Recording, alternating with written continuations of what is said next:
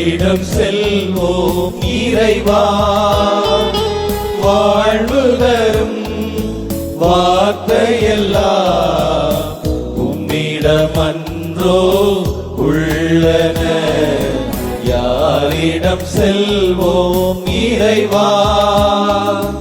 இறைவா இறைவா இறைவா இறைவா.